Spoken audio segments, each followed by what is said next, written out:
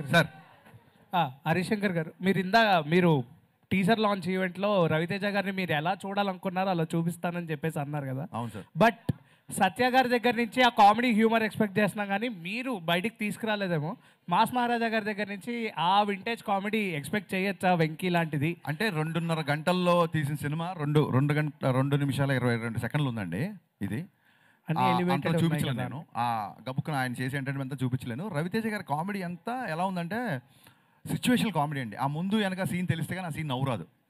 So ట్రైలర్లో గబుక్కుని cut చేయడానికి ఆయన ఆ డైలాగ్ విపరీతంగా నవ్వుతారు. రేపు పొద్దున్న మీరు ఆ కాంటెక్స్ట్ తెలియకుండా నవ్వరు. అందుకే ఆయన హీరోయిజం ఎక్కువ చూపించి అలా చూపించాం అన్నమాట. అండ్ ఇంకోటి, మాస్ మహారాజా గారు అంటేనే మాకు తెలిసింది ఒక self made hero and attitude అనే ఒక డైలాగ్. అండ్ ప్రీవియస్లో కూడా ధమాకాలో ఈ టైప్ ఆఫ్ అంటే ఆయన ఎలివేట్ అంటే ఒక సెల్ఫ్ మేడ్ డైలాగ్స్ ఉంటాయి. బట్ ఆయన చూస్తేనే ఒపీనియన్ వస్తుంది కదా, ఆ డైలాగ్ అవసరం అంటారా అని. ఆయన చూసినప్పుడు నాకు ఏది గుర్తొచ్చిందో అది రాశాను. Okay, thank you.